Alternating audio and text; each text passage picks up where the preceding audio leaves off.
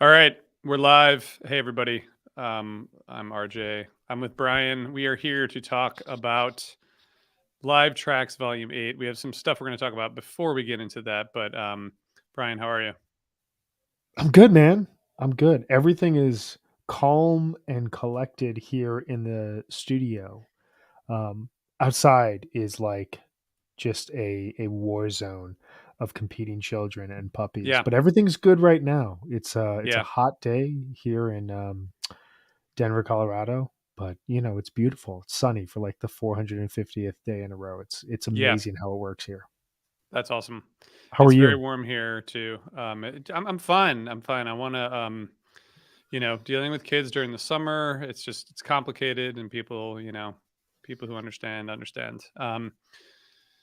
I do want to say that I have a different kind of seltzer today. You've had this AHA seltzer, right? I have, yes.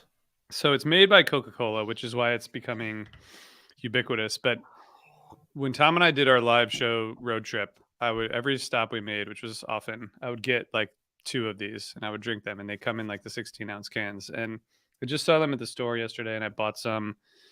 And I don't know how I feel about it. I mean, it's a Coca Cola product, but it tastes pretty good, and it's kind of taking over. My fridge is it's Topo Chico on two shelves, and then it's Waterloo, it's Lacroix Lime, and Lacroix Tangerine. And I'm kind of in that zone at this point in time. And then, as we've talked about on previous episodes, there will be a little bit, just a little bit of soda in the back in case I go running or mow the lawn and I need like a huge sugar intake like right away. There'll be like some root beer in the back, but I like AHA. It's good. I'm stuck on the Waterloo and the Lime Lacroix. I understand. It's okay. I just wanted to point that out. Okay, we're gonna get into the show in a minute. I do want to say we have a live show coming up on Monday. I'm starting to prep for this show, and I'm really excited about it. It's in Ardmore, right outside of Philly. It's the day before the two Fish shows at the Man. We are just going to be interviewing three amazing guitarists. They're going to play music for us, and we're gonna have a good night, and we'd love to see you there. It's going to be about 3 hours of music and conversation with Chris Forsyth and Tom Hamilton and Daniel Donato and a great house band. So um, everyone should go check it out. If you're listening, you can go to osirispod.com/Osiris Live to find out more about the show. And Brian, because this is the live show, I wanted to ask you. I this morning I listened to the Peach Fest sets from three bands, and I had heard all of them before, but not these sets. And I want to ask you about these three bands quickly: Eggy, Melt, Dogs in a Pile.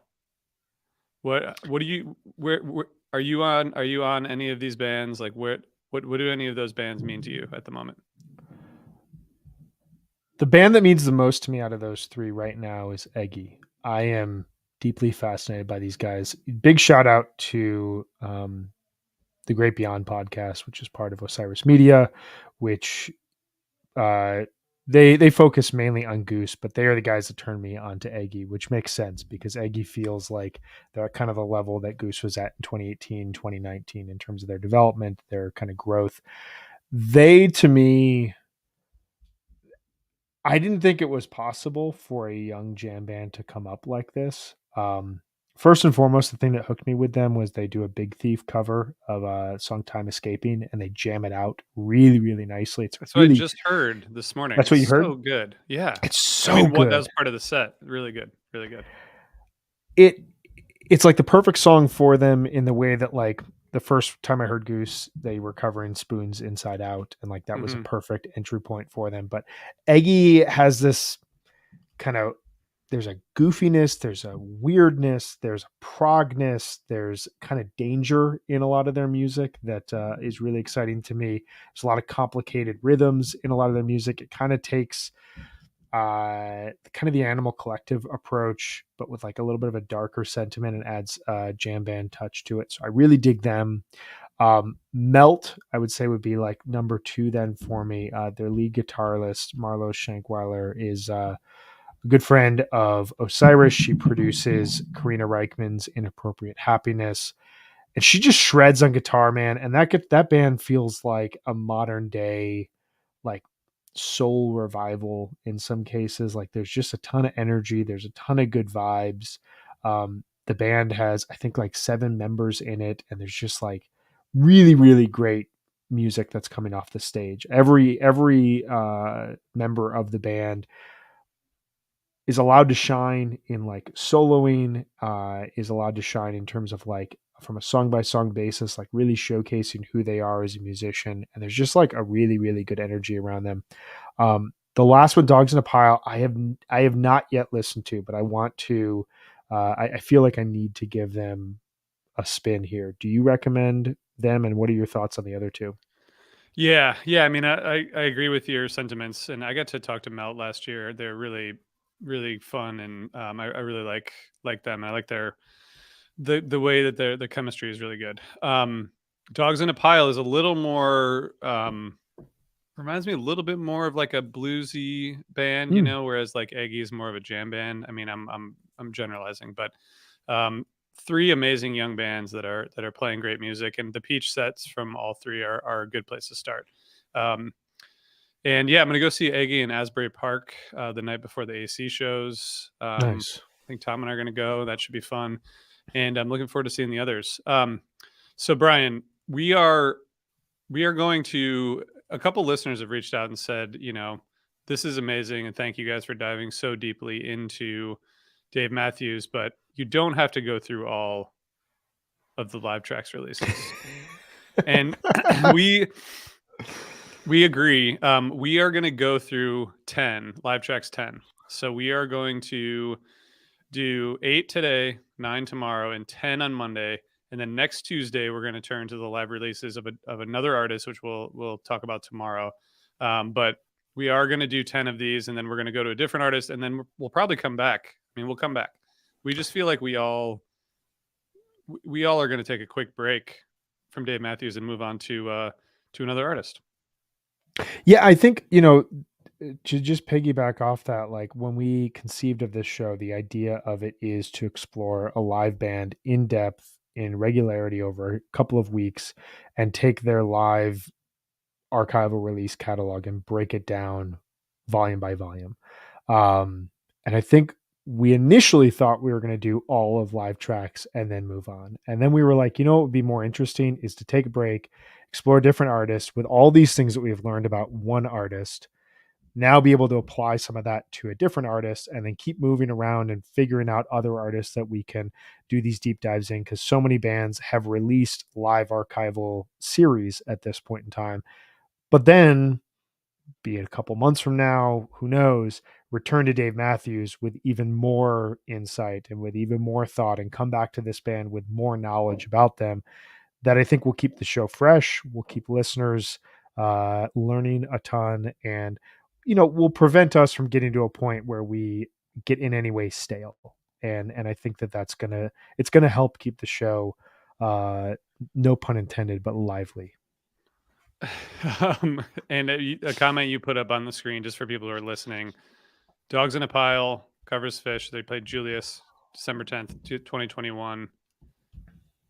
27 years after a great Fish show from December 10th, 1994, but that's not part of this show at all. It shouldn't be anyway. So all right, Brian, we Can I just had a interject one yeah, thing really quickly, sure, just based off please. of our intro here? I'm presenting to you an idea right now that I have not presented to you. So whatever we say, listeners, viewers, is all live. Okay. I think that we should take, be it those 3 bands that we talked about, Melt, Eggy, and Dogs in a Pile, or maybe include some other bands, but I think we should have a segment of the live show at some point here in the near future be going into those bands' chronological development, to see like what is a young band like at like their infancy, especially with the ability to release so many shows live through places like Nugs, through Relisten, through Archive, to give them a chance to, or to give us a chance to like really challenge ourselves of looking at these bands kind of under a microscope at this stage of development. So I'm just throwing that out there. Maybe a Yeah, couple sessions from now we do that. I think that's a good idea. Good idea. I think everyone watching and listening agrees. So that's good. Unanimous. Um, so, all right. So Brian, I just saw a tweet from a listener that said this is top 5 live tracks ever. So we're going to get into this, but let's talk about this show because yesterday we were in New Year's 96. Now we're in August of 2004. One of the worst months for live music in my life anyway. But what was going on here with the band and once they rolled into Alpine? So the band at this point in time is on a pretty extensive summer tour. They go basically from June until September. We covered the tour finale in Live Tracks 2, 9/12/2004 from San Francisco. Um, I wanted to read, just like to get into this. This is the rundown from the management's perspective of this show and kind of a reason of why they explain or why they release this. And it kind of will jump us into the next phase, the next segment here. But this was the first night of a 2-night stand at one of DMB's most traveled to summer tour stops. The Alpine show is a near perfect set list from the show opening greeting, hello again, to the encore featuring Typical Situation, followed by Warehouse. New song Sugar Will was played as a long jam, and another song making its debut that summer, Joyride, was also featured on the set list. A special highlight of the Alpine Night 1 Live Tracks recording is Crazy Easy, which was never released live. A true surprise of the show included Super Freak, DMB's tribute to the late great Rick James, which sent the crowd into a frenzy. More on the crowd being in a frenzy later. Other noteworthy parts of the show includes Dave singing parts of number 36 on the outro of Every Day, Solemnly Beautiful, I'll Back You Up, and Bartender, which was dedicated to the troops working hard to keep the world safe for us. It seems to me, as I'm reading through that and as I'm thinking about this show, this is a band. We talked about this in Live Tracks too. This is a band that has kind of recovered from the challenges of 2001, 2002, the Lily White, everyday busted stuff era. By all accounts, had a really great 2003 and has written a ton of great songs in 2004 and is now deep in the summer tour playing these, all in advance of another looming challenge in 2005. I'm going to tip my hand here. And this is, I'm sorry to everyone out there who, I'm going to try to explain myself as best as possible. I don't agree with the management write up, and I don't agree with the praise that I've heard thus far for this show. It feels very straightforward, feels rote. It feels like just another concert that, like, for me, there wasn't a moment that leaped off that blew me away. I mean, there were two moments I really enjoyed from this show, but overall, I was kind of like, it feels like a lighter version of the Golden Gate Park show to me. I don't know your thoughts on that, getting into kind of where the band is and what your thoughts were on this show, if you agree or if you are vehemently disagreeing with me. I don't vehemently disagree. I would say that I think like you mentioned, this was basically like, 2/3 of the way through the tour. So show number 32 of 47 of the summer tour. Um, I think the Alpine, you know, setting is special and interesting. I think that the perfect set list thing is very interesting, and people who are watching, please elaborate on that because I thought we can talk about the the song kind of selection as it goes through, but I think out of the 8 that we've listened to, I would not put this in like my top 3, um, personally. But I'm very interested. I think there must be more to it that you and I don't quite grasp, or at least don't get you know, obviously the hype around it. I mean, Alpine is a classic venue. Obviously, I mean the Dead Fish, along with lots of others have played there, and um, I think part of it is just being there. But I don't know. It's interesting. It's a little puzzling to me. But I think we should just start talking through it. And can I just say that this was the first?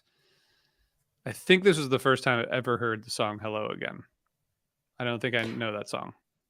They played it in live tracks too, but I can see like Okay. there was a lot of new material that we were getting at that point. I mean, I get it. It's we're battling a lot of new material at this point where we're trying to like re-engage with this band while also being like, oh, these are songs I've never heard before.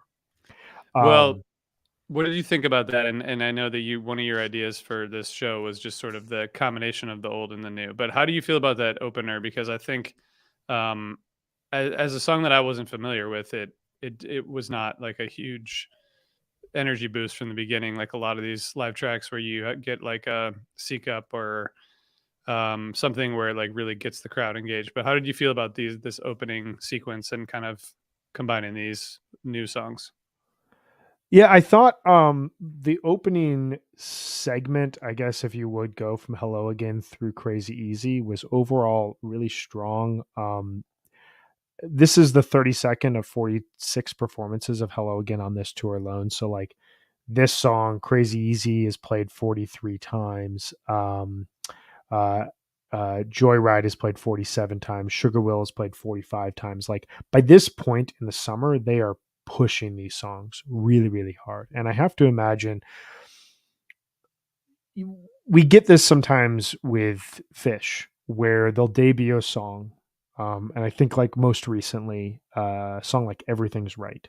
It's debuted kind of mid first set, not a ton of fanfare. People are like, oh, cool, this is a good song.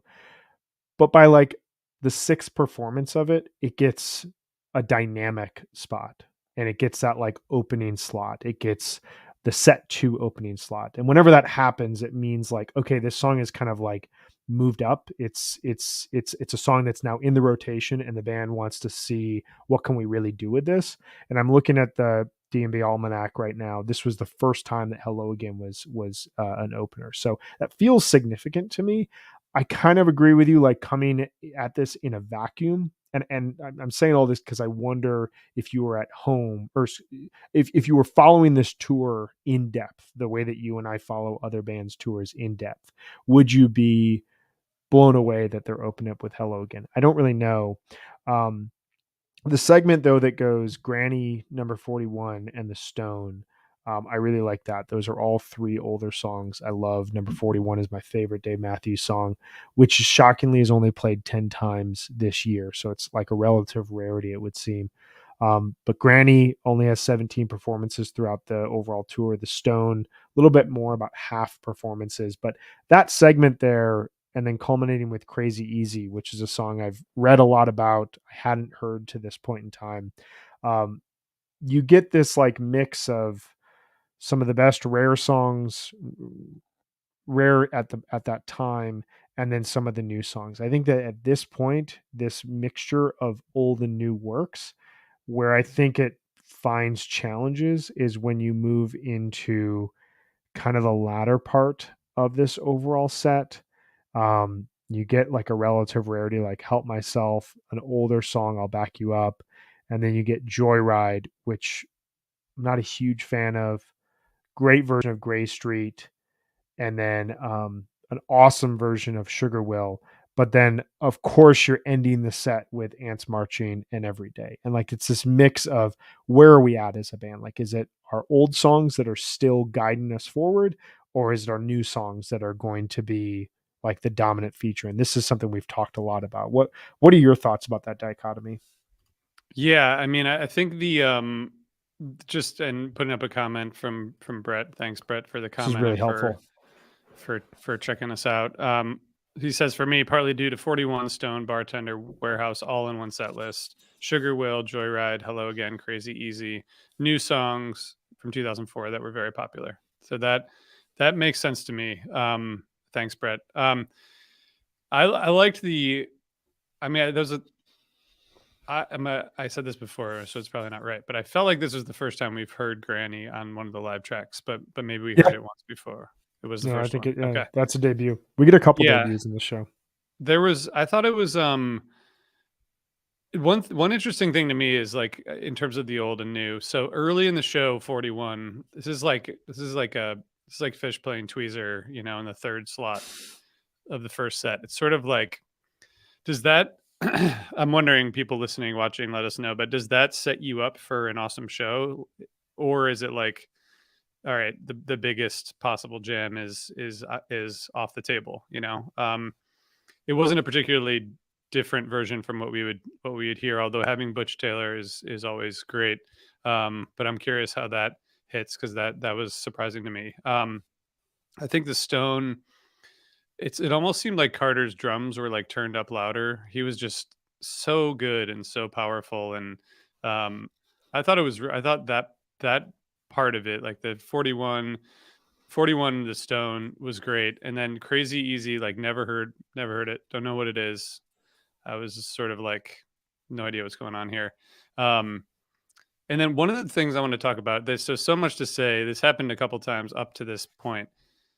This is the peak maybe of the crowd sing-alongs with DMB, and I'm just curious, like what DMB fans and you, Brian, think about this because you have at least at least 5 songs in this set in these 21 songs, maybe more like 8 or 10 that get like full on crowd sing-alongs, and Dave kind of plays into it, by backing off the mic at certain times, but so much to say was like a huge one of those.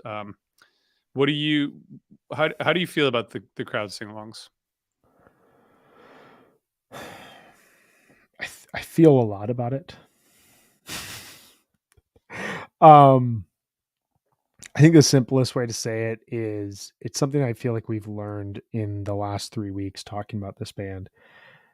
Crowd sing-alongs are fun and fine to me. I think it's like a part of the rock collective. It's one of those things that like I think has only really been incorporated with Fish in the Woo rather than like an actual like part where we all like sing along and like Trey turns the mic to us type of thing. Maybe Sleepy Monkey. But like the Dead had like Not Fade Away that like by the 80s, they'd leave the stage for the encore and like the whole crowd would sing them back on by singing Not Fade Away. There's like great video from Fare Thee Well of like people streaming out of Soldier Field, walking under the tunnels. By the Field Museum, like blasting that song. So like, I think it's like a cool camaraderie moment. I think the thing that I don't know if I would say like annoys me or um I don't even know if I would say disappoints me, but it's just like something I've learned about this band is crowd sing-alongs seem to have like an impact on a show. Like if there's multiple of them, it means it was like a really good show. And for me, that would have like a 2% impact on me walking away from a concert being like that was a really really great experience. And it feels like there's a lot of them in this show, which is like this give and take of energy between the band and the audience, which cool, like that feeling is necessary. I just don't know if I necessarily want that feeling to be what drives me to think a concert was a really great experience. What are your thoughts?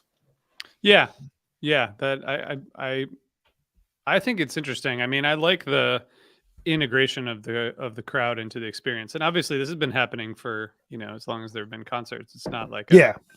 It's not like a DMB invented thing. I just think it's an interesting dynamic at a show, that I don't think it either even takes away from it or adds to it. I just think it's like an interesting element that you don't see with a lot of other live bands, and maybe it's like it's frowned upon a little bit, like in terms of what's cool. I think that there's a lot of indie bands and maybe jam bands that like wouldn't approve of that happening at their shows. But I think for this kind of experience at Alpine Valley, it seems pretty solid. Um, so I just think it's like entertaining and kind of funny. I have to say that the I appreciate the dedication to Rick James, but I'm not I'm not a fan of this. I'm not a fan of this cover. So this gets us into my second theme. And I appreciate you stepping out with your thoughts on this. I cringed heavily during this. Something about an acoustic guitar and a violin playing 70s funk music just doesn't totally align. Also, there's a lot of complications around Rick James that have come out in the years since, and like just like a straight up, hey, great man, we want to send our blessings out to him. Like I get the guy passed. It's a song that everybody knows. It kind of leads to we talked a lot with Robbie about this last week during our the episode that we did on Live Track 6, where the band was at Fenway Park for 2 shows. And it's kind of a lot of what I've been thinking about this volume, as well as tomorrow's volume from 2007, as well as next week's volume, Live Tracks 10 from 2007. Is by this point in time, there feels like there's like a caricature of who Dave Matthews Band is supposed to be. And there's so much to say that goes into Super Freak rather than Anyone Seen the Bridge, which then goes into Too Much. Feels very much like a gimmick. And it's funny. It's humorous. I get it. I imagine being there. Like, we've both been there at concerts where like something happens that doesn't totally translate back home. This is the only time that they've ever played Super Freak, so I get the like fun factor of that. It kind of just like it hit on 2 things that we talked a lot about in recent episodes: the wedding band covers, where it's just like, why are we covering, like, why is this the cover that we're doing when like this is a band that like used to cover Long Black Veil. I don't know how much they still do it now, but like that was one of the first times I ever heard that song. That is a deep, deep cut from the band. This is a band that covered The Maker, like still does to this day, by Daniel Lanois. Like, incredible cover. There's others that like I'm forgetting about, but like in this mid 2000s era, it's almost like, let's put Dave up there and have him play a funny funk song, and the crowd goes crazy. And that's like an extracted part of his personality that's being showcased in a way that just doesn't totally appeal to me. What are your thoughts on it?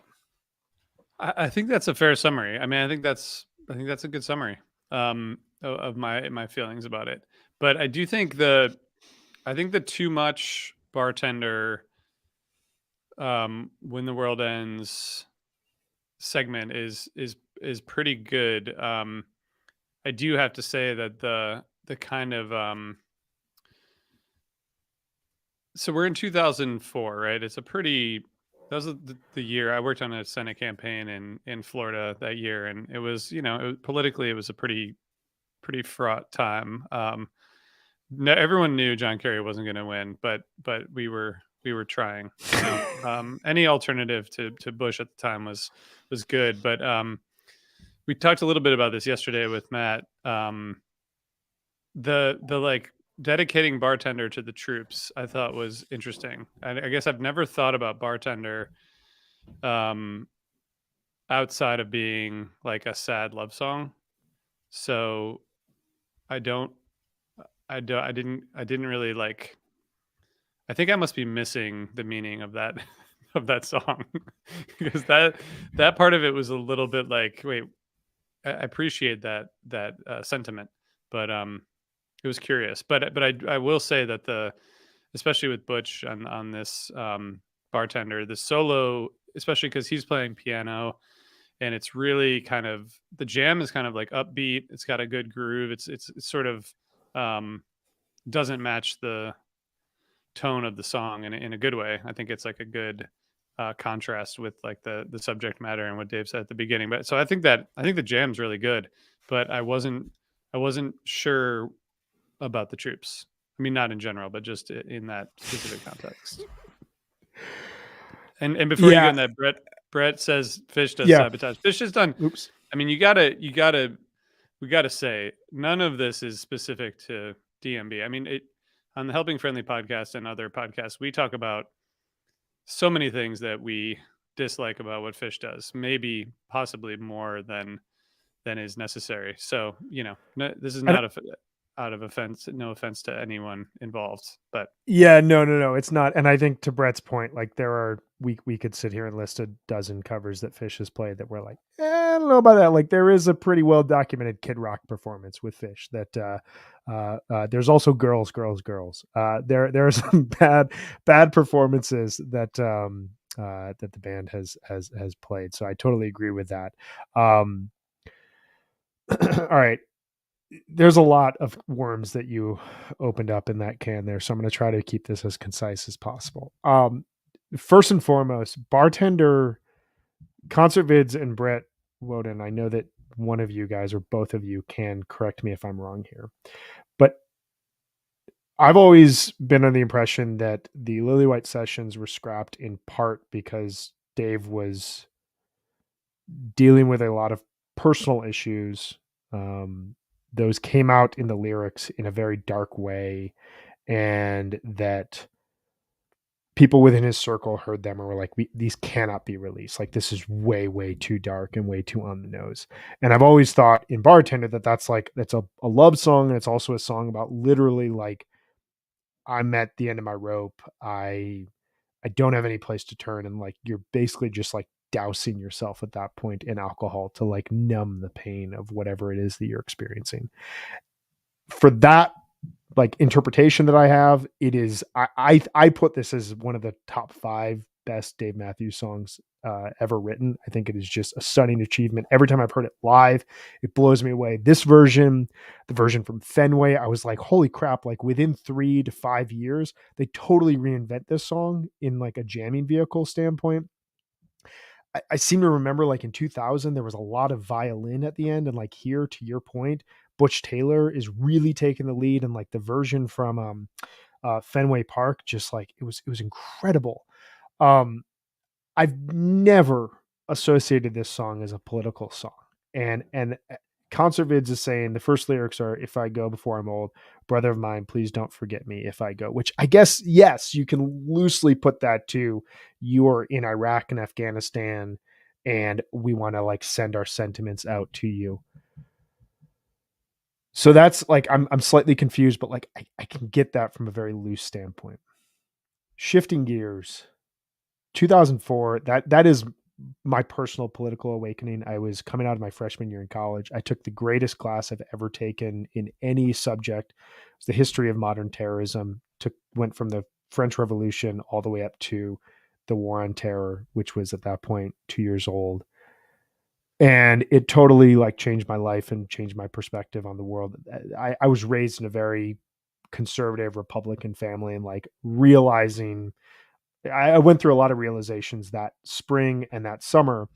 And that was also an election year. And it was a very hypercharged election year, even though, to your point, we all kind of knew John Kerry just doesn't have this and George Bush has this. At that point in time, if I had known that like a band that I loved was saying,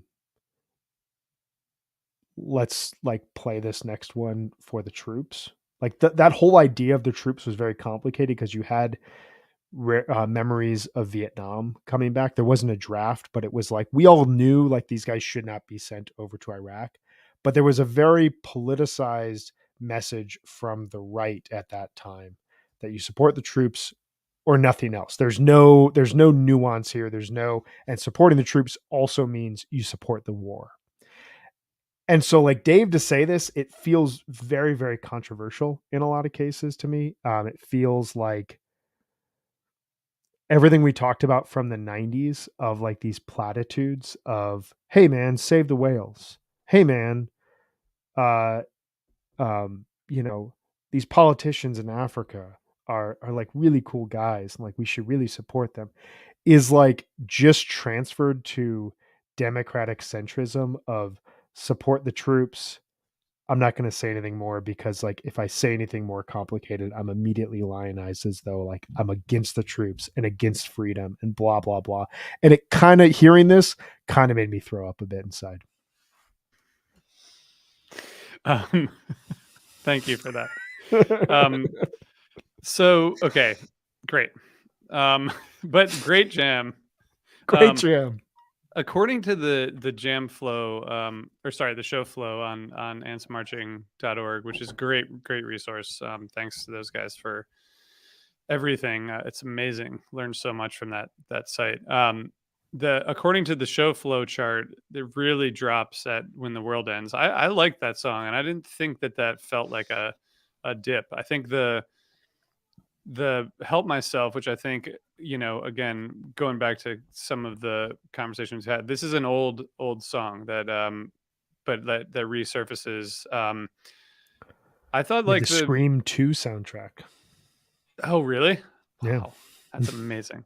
I think When the World Ends, Help Myself, I'll Back You Up, I thought was all good. Like I didn't feel a dip at all. I think Joyride is one of the songs that there's this. We talked about this a little bit yesterday, and maybe we talked about this with Robbie last week, but this kind of like the Joyride message and like the kind of on the nose songwriting that was happening. I think that was fairly that song was like fairly new, right? 2004. Yeah, Joyride, I believe, is a someone correct us if we're wrong, but I believe that's a 2004 debut. And Concert Bids 34 says When the World End Gets Old after you hear it live a few times. I totally get that. The Joyride lyrics to me are like this falls in the like just a little on the nose for me in 2004. It's like, we're just staring at blankly at the screen. I keep you there and your money too. The money's clean because we scrub it good with guns and gasoline. We could save the world. And then there's like it's a little much for me. And I'm curious if this is like if people like this song. There's a lot about bobblehead Jesus in the song. There's a lot that's just sort of like it's very on the nose of like consumer, you know, just like a consumerist kind of society. And I wonder what I wonder what others think of that or what you think of it, Brian.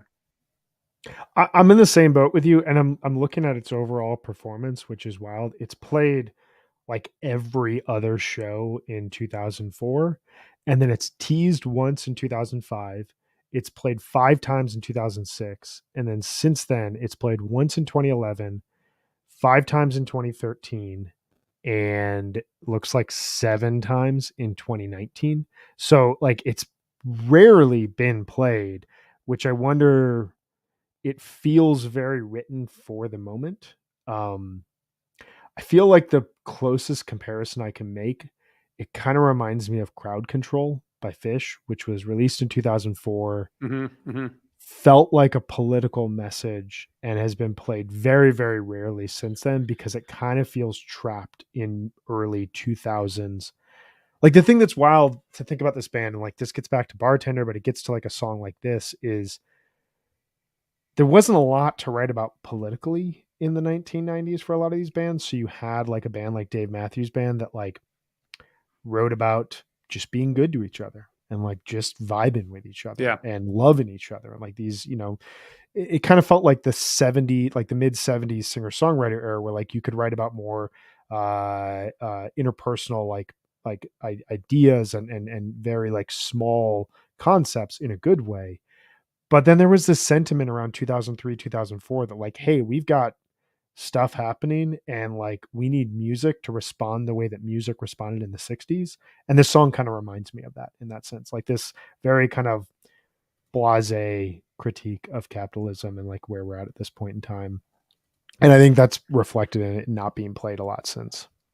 That makes sense. That makes sense. I want to go back to something that Concert Vids 34 said just about antsmarching.org. He said, keep in mind the show flow is vastly different than the overall fan's perception. Ants can be overly critical with show flow compared to even the average diehard fan. So that's a good note. I feel like that's the same as That is.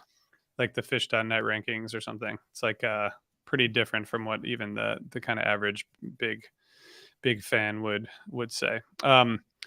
Okay, so that's Joyride, and I mean, I think this. Now that we're talking about it, maybe I was a little more harsh than I should have been, just in terms of the overall show, because I really enjoyed the whole thing, and I liked this Gray Street, Sugar Will, Ants Marching, Everyday closing segment.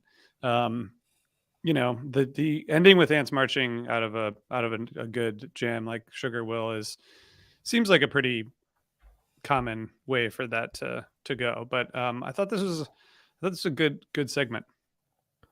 I did too. I overall, I mean, I think what I was saying at the start, like the challenge I find in this segment is like we're playing a bunch of new songs, but we're also playing these old standards that like we play regularly at this point in time and like are required to end a show on a high note. I thought it's not my pick when we do the award segment, but I thought this Sugar Will was somehow better than the version from San Francisco, which I loved. That version had Carlos Santana on it. This was like eerie and creepy. And, we talked about this yesterday when talking about the 96 show. There felt like there was like a template being made around this time of like what is a Dave Matthews song. We'll talk about this a bit more tomorrow because I have a lot of thoughts on that. But like Sugar Will feels like a new opportunity for this band. And it really, really fascinates me.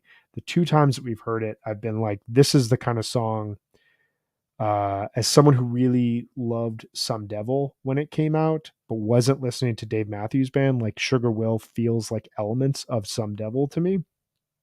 I love how it's stretched out. It feels minimalist. And it is wild how Ants Marching, like, it's just so goddamn reliable. Like, every time they play it, Yeah. I'm like, this is going to be the version that's just going to be like standard and straightforward. And I'm going to be like, whatever, it's Ants Marching. But like, it's so infectious. The one thing I will say, just like ending this set, so I said this a couple episodes ago, I'm really conscious as I'm listening to these shows of not looking ahead at the set list. I don't want to have any knowledge as I'm listening to them. I'll check a song if like I don't know what the song is, but like when they started Every Day and he was singing the number 36 lyrics, I was like, holy shit, we got to bust out here. Like, oh my God, this is amazing. This is going to like actually, and then Every Day comes in and I was disappointed. I'm just going to be honest. I was like, I just wanted like this show to have like one moment that, for me, like could totally like sent it to another level. And, it was still Every Day, even though it's got the cool, the honey, it's great. Well, the Sugar Will, it's like almost 15 minutes long, and the thing that I liked about that jam, I agree. I thought that was cool, really cool. And Butch was on the keys, but not on the piano. He was on like synths and like some organ, and it was. I think that added to that kind of a different sound texture than that you were talking about, which I think is really really cool. All right, so Brian, we should talk about our awards because it's almost time for us to eat lunch. So Yes. that has to happen. But we have to get to that first. So bathroom break. I think based on our previous conversation, we're already pretty clear on that. Maybe possibly in agreement. We're in agreement. I think we're in agreement. Super Freak is my bathroom break. I'm hearing that and I'm just like, dude, I'm gonna get out of here. You guys all enjoy this. Cool. Have some fun with Rick James for a little bit, and I'm gonna go wander up the hill, get some calf workout.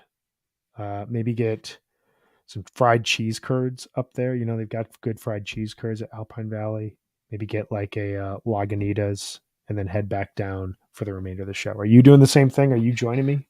Yeah, I think so. But I mean, it's only 2.5 minutes. So I think we're probably emphasizing it a little too much in terms of like a break because it's I not just very don't want much to give it time. any sort of I recognition. I know, was I I was know. not happy. There's not much time to do anything. So then you come if you're gone, then you miss too much, and then maybe you start to miss bartender, which is a great jam. But I agree that that's the point at which I'm like, okay. What if I But get back for the jam segment of bartender, but I missed the troops comment? I think that's fine. I think that's fine. I think but the show is, I when I listened to it, I was like, I'm not sure I see anything quite that special about this. But now that we've talked through it, I actually feel like it's better than I did when we started talking about it. I kind of Um, agree.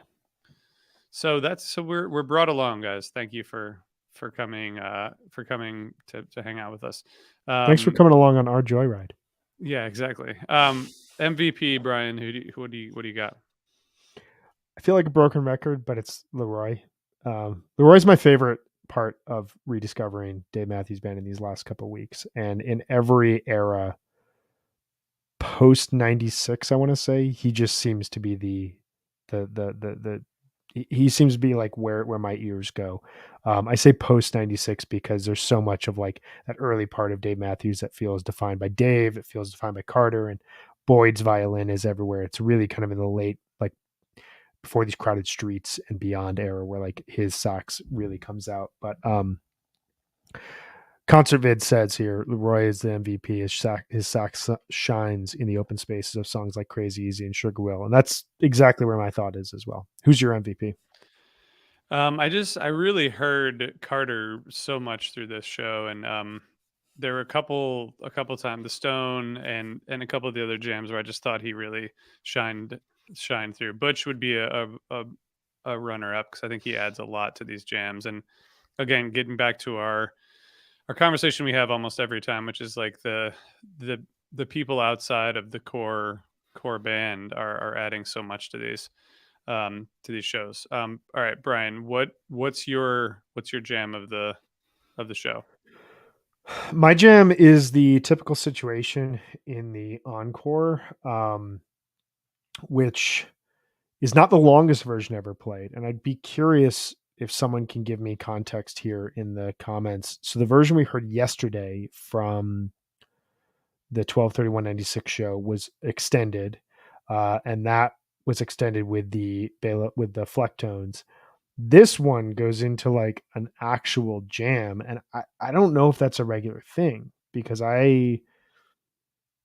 as someone who is admittedly coming to this from the outside, I was familiar with Typical Situation as this quiet contemplative song on Under the Table and Dreaming, and then this beautiful track on Live at Red Rocks. I did not know that this became a jam vehicle or if it is a regular thing. Clearly they've jammed it since then. 6:22:18, like I said, that's an almost 17-minute version. This version was just over 13 minutes and like went into a really cool jam segment that I loved, that surprised me at the moment. And I was kind of shocked because I thought Bartender and Sugar Will were going to take the cake here, but Typical Situation did it. What about you? Concert Vids 34 said it is a standard jam. So there you go. Heard it's back this weekend. There we go. There we go. I am going to, I think I'm going to go with the Bartender jam, partially because I mean, I love the piano in this. But I also like I mentioned earlier, I like how it contrasts with the song so much. Like by the end of the jam, you have this like kind of upbeat, almost like, I don't know. I don't even know how to describe it, but it's like it's an upbeat, groovy jam with Butch kind of leading it, and I think that's just really it's really fun and a little bit surprising coming out of that song. So I thought that was pretty cool, and I want to go back to that. Jam. All right, so tomorrow we're going to talk about Live Trax 9. We have two for. What do you think about Live Trax 9? There are moments that I absolutely love on these two shows, and there were moments that absolutely confounded me. And awesome. I don't know if that's the vibe that people had from these, but I'm excited to dive in. There's a lot to talk about, and it's at a venue that, like Alpine Valley, is very near and dear to our hearts for a variety of reasons. If anyone watching right now wants to, sorry, Brett commented, I love the Bartender jam. Roy and Carter interplay is amazing. And a flautist. Hey, Brett. Incredible. Thank you. Thank you, Brett.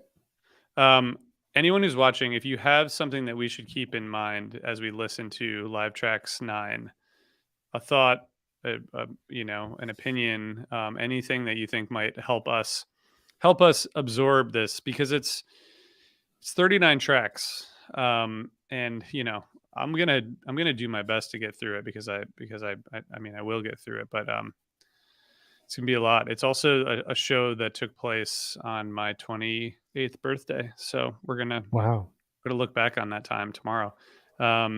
It's a show that took place right after my 22nd birthday. Yeah, that's the thing about birthdays. They're always, yours and mine will always be close. Every year.